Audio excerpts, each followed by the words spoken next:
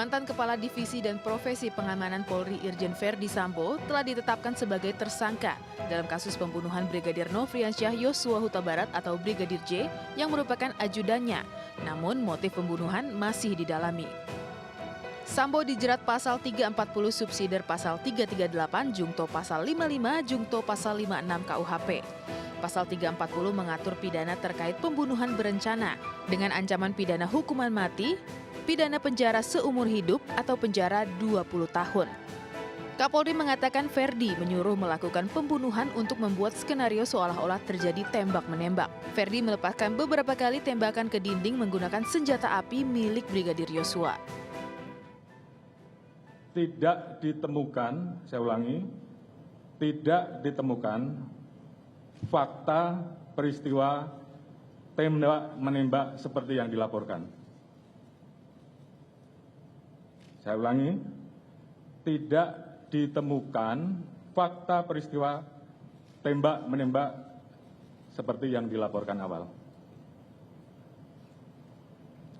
Tim khusus menemukan bahwa peristiwa yang terjadi adalah peristiwa penembakan terhadap saudara J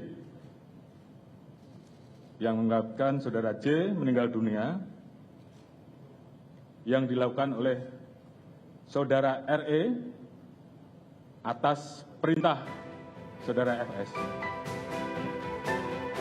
Selain Sambo, polisi telah menetapkan 3 orang tersangka lain dalam kasus kematian Brigadir J. Mereka adalah Baradae, Bribka RR, dan KM. Kabar Reskrim Polri Komjen Agus Andrianto menyebut kecil kemungkinan ada kejadian pelecehan yang dilakukan Brigadir J terhadap istri Sambo, Putri Chandrawati. Sementara Menko Polhukam Mahfud MD mengatakan pembunuhan itu berlatar belakang hal yang terlalu sensitif dan mungkin hanya bisa dikonsumsi orang dewasa. Sekarang telurnya itu udah pecah dulu. Itu yang kita apresiasi dari Polri. Soal motif biar nanti dikonstruksi hukumnya, karena itu sensitif, mungkin hanya boleh didengar oleh orang-orang dewasa. Biar nanti dikonstruksi motifnya, kan sudah banyak. Di pihak lain, kuasa hukum keluarga Verdi Sambo meyakini perbuatan Sambo didasari motif yang kuat. Pihaknya meminta masyarakat mempercayakan penuntasan kasus ini kepada polisi. Polri diharapkan dapat secepatnya mengungkap motif pembunuhan yang dilakukan Verdi Sambo terhadap Brigadir Yosua Huta Barat. Pengungkapan motif tidak hanya penting dalam kepentingan penyidikan, juga untuk mencegah opini liar di tengah masyarakat.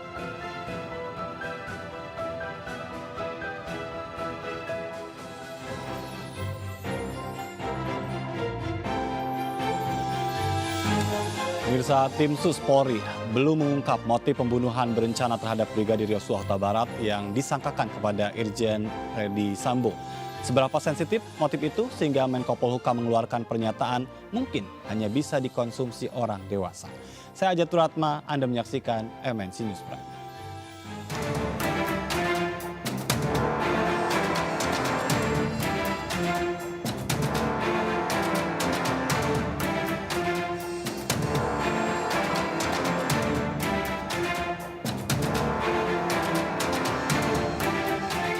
Kapolri Jenderal Listio Sigit Prabowo telah mengumumkan Irjen Verdi Sambo sebagai tersangka. Mantan Kadipropam itu diduga membunuh ajudannya, Brigadir Yosua Huta Barat. Verdi Sambo disebut memerintahkan dan menskenariokan seolah-olah terjadi tembak-menembak di rumah dinasnya di Duren 3, Jakarta.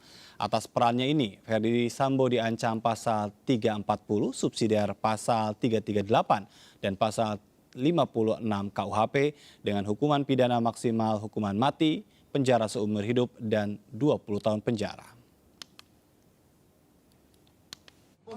Kemudian yang kedua, saya selaku ciptaan Tuhan menyampaikan permohonan maaf turut membantu dan menyaksikan penembakan korban.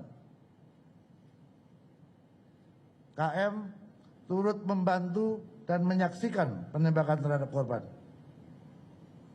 Irjen Pol FS menyuruh melakukan dan menskenario peristiwa seolah-olah terjadi peristiwa tembak-menembak di rumah dinas Irjen Pol Verdi Sambo di Komplek Polri Duren 3.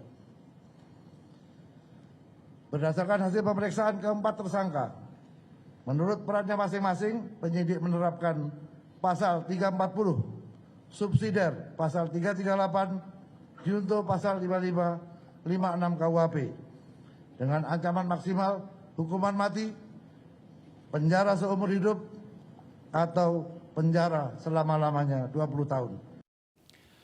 Pemirsa, penasehat ahli Kapolri Fahmi Alamsyah mengundurkan diri dari jabatannya. Pengunduran diri ini usai beredar kabar dirinya terlibat menyusun skenario baku tembak di rumah Ferdi Sambo.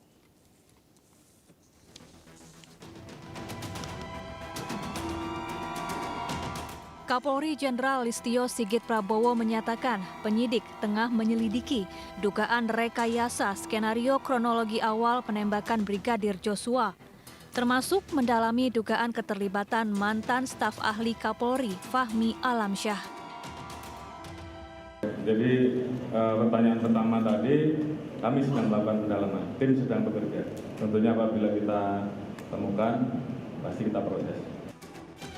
Fahmi Alamsyah, penasehat ahli Kapolri bidang komunikasi publik, mengundurkan diri dari jabatannya pasca Ferdi Sambo ditetapkan sebagai tersangka.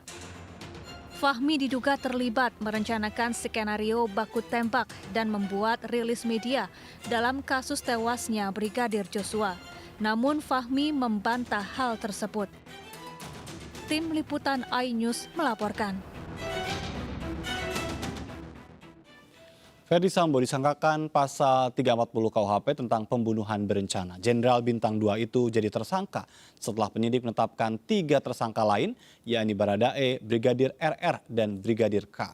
Namun apakah latar belakang sesungguhnya dari kasus ini? Kapolri sendiri menyatakan tim sus masih mendalami kepada para saksi.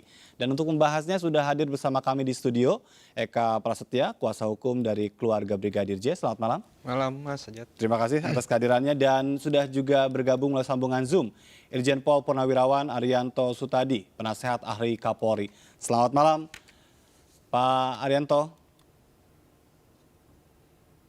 Pak Arianto, bisa mendengar suara saya? Selamat malam Pak Arianto. Selamat malam Pak Jan. Baik, terima kasih sudah bergabung. Saya ingin ke Mas Eka terlebih dahulu. Sudah ada tersangka baru, Irjen Ferdi Sambo. Sudah cukupkah itu? Masalah cukup dan enggak itu tergantung pendalaman penyidikan ya. Tapi dari awal saya bilang bahwa ini sindikat penegak hukum. Jadi jangan pernah berhenti di Ferdi Sambo karena masih ada 31 orang lagi yang terperiksa. Apakah mereka terindikasi terlibat dalam satu rangkaian tindak pidana atau enggak, itu kami serahkan pada penyidik sekarang. Baik, sudah ada 4 setidaknya kan? Ada Baradae, RR, Brigadir RR, dan juga K begitu kan? Tapi menurut Anda, apakah mereka yang berada di rumah dinas itu juga patut untuk disangkakan? Ya, sebenarnya telat ya, harusnya itu udah dari tanggal 8. Orang-orang yang di situ harus diamankan dulu, disidik dengan benar sehingga kita bisa tahu apa mereka layak ditersangkakan atau enggak. Tapi kalau sudah jalannya begini ya, mau nggak mau PC harus dipanggil untuk dimintain keterangan karena baru Ibu PC aja yang belum dimintain keterangan secara resmi di Barreskrim. Baik, ini kan Anda melaporkan memang pertama kali laporan adalah dugaan pembunuhan berencana. Hal apa sebetulnya yang menguatkan dugaan itu? Ya, sebenarnya menguatkan dugaan itu awalnya dari pihak keluarga menemukan beberapa luka di dalam di jenazah dari almarhum. Nah, setelah itu dicocokkan dengan masalah kronologis komunikasi terakhir dan dokumen surat kematian dan surat visum et repertum. Nah, di situ di surat permohonan visum et repertum jenazah ditemukan meninggal jam 5. Sedangkan jam 10.58 ada komunikasi terakhir yang memposisikan masih dalam perjalanan dari Magelang ke Jakarta. Artinya kalau kita lihat range waktu yang antara Magelang, Jakarta, terus ditemukan mayat, ini kan pasti ada sesuatu yang janggal di sini karena perjalanannya 7 jam. Baik. Gitu. Tapi dari pasal-pasal yang disangkakan, apakah itu sudah mengkonstruksikan apa yang memang diduga sejak awal? Ya, kalau masalah mengkonstruksikan, iya.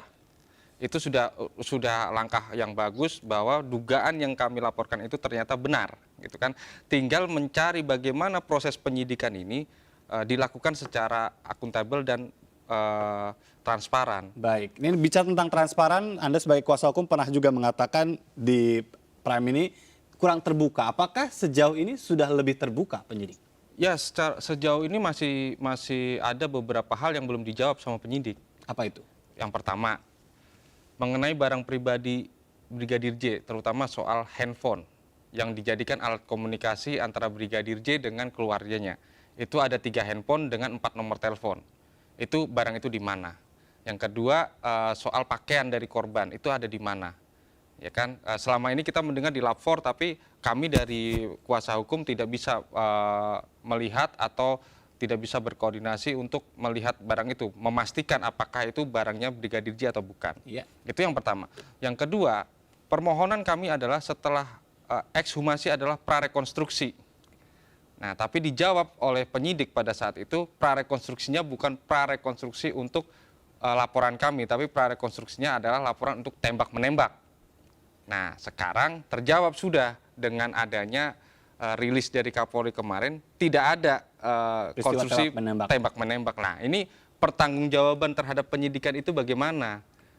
Ini kan harus dijawab. Ini apakah penyidik sebegitu cerobohnya, ya, sehingga tidak teliti, sehingga kena prank gitu loh. Baik. Kalau bahasa anak sekarang kan kena prank nih, berarti kan itu peristiwa nggak ada semua, ya kan? Tinggal kita buktikan soal pelecehan seksual. Apakah benar ada pelecehan seksual atau belum? Sebelum kita berbicara soal motif. Baik, sekalipun sudah ada tersangka, artinya dari pihak keluarga Brigadir J sejauh ini masih ada sebuah pertanyaan-pertanyaan yang sangat mungkin itu menjadi bahan untuk tidak bisa diungkapkan secara juga terbuka di pengadilan nanti.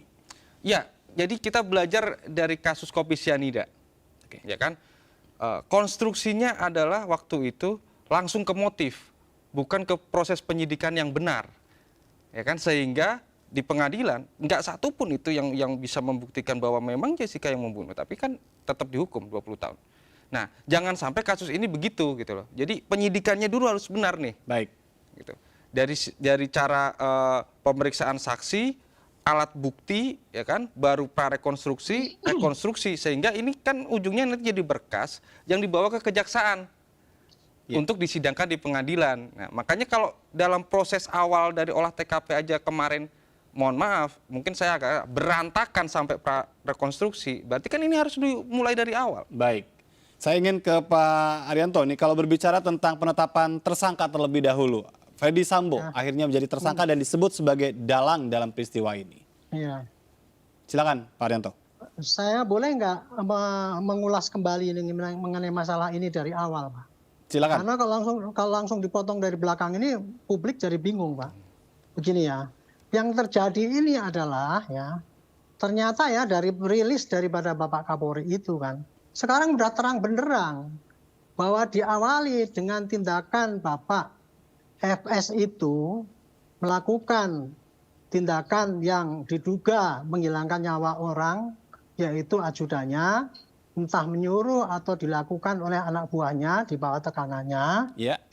Nah, kemudian setelah itu terjadi, kan beliau ini mencoba untuk panggil anggotanya untuk menghilangkan TKP, merusak TKP, yaitu dengan menembak ke atas gitu kan kemarin itu kan. Ya. Itu artinya ingin membelokkan TKP, olah TKP gitu. Itu yang terjadi. Jadi kita jangan kok olah TKP pertama berantakan. Bukan berantakan lagi, itu memang direkayasa untuk menutupi perbuatan itu. Nah kan akhirnya kan setelah itu publik ribut ya. Banyak ribut, kemudian Pak Kapolri bikin tim khusus. Setelah dibikin tim khusus, diambil 4 orang itu jenderal itu ya. Dari Irwasum, kemudian Bareskrim, Bapak Intelkam, sama Kabar Reskrim ya, Intelkam siapa lagi tuh? Pokoknya Pak Kapolri memimpinnya kan, dimulailah penyidikan yang sebenarnya kan gitu. Nah penyidikan pertama kali itu terganggu karena ada keberadaannya ada Bapak FS itu yang tadinya kan merekayasa kasus itu kan. Gitu. Nah setelah itu kemudian kan di nonaktifkan tuh. Nah setelah itu tidak ada di situ penyidikan jadi bisa lurus. Makanya dulu prarekonstruksi yang pertama kali itu masih di bawah naungan Pak FS itu, sehingga prarekonstruksinya diteruskan yang lama itu, yang rekayasa itu. Iya. Kejadiannya begitu, Pak. Jadi Baik. kalau yang belakang ini sudah lurus, ternyata ya memang dia tersangkanya kan, gitu. Baik, tapi Pak Arianto, yang menjadi pertanyaan, pada saat sudah menetapkan EWS sebagai tersangka, penyidik masih belum menyimpulkan apa motifnya. Ya kalau motif itu kan gini loh Pak ya.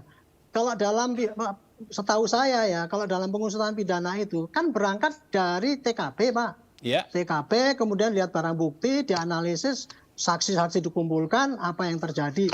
Tapi ini sekarang yang terjadi kan TKP itu sudah bukan TKP yang murni kan. Iya. TKP udah dibersihkan, dikasih rekayasa begini itu. Jadi tim khusus kan harus mencari ulang ini apa yang sebetulnya yang terjadi TKP sebelumnya itu apa gitu. Nah ini didapat dari mayoritas adalah saksi-saksi yang terlibat itu. Iya. Untungnya Baradae itu mau ngaku kan.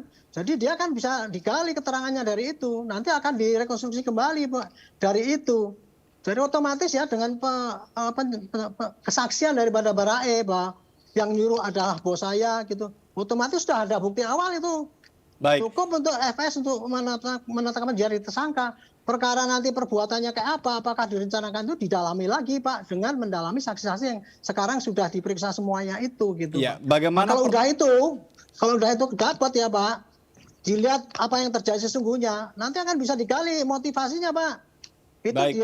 nggak dilihat pada waktu kejadian di TKP itu aja. Sebelumnya itu apa, itu dilacak. Nah, tadi Baik. kalau dikatakan HP nggak hilang, ya terang aja hilang Pak. Itu emang orang direkayasa kayak gitu, gimana nggak hilang gitu. Iya. Nah, jadi itu jangan dijadikan pedoman bahwa ini penyidikan amburadul. Bukan itu Pak. Iya, Itu tapi yang menjadi dalam pertama itu konteks bukan sudah penyidik. menetapkan FS sebagai tersangka dengan tadi kondisi TKP dan barang bukti yang oleh FS-nya sendiri coba untuk dikaburkan, ya yang menjadi pertanyaan adalah bagaimana penguatan status tersangkanya ini? Ini sekarang udah jelas kan Pak ya. Menurut saya Pak, itu kan berawal ini bisa langsung ke dia itu ya. Kan karena pengakuan Baradae Iya. yang mengatakan itu disuruh gitu. Udah itu bukti awal ya. Salah satu bukti. Nanti akan didalami lagi Pak, bagaimana nyuruhnya dulu.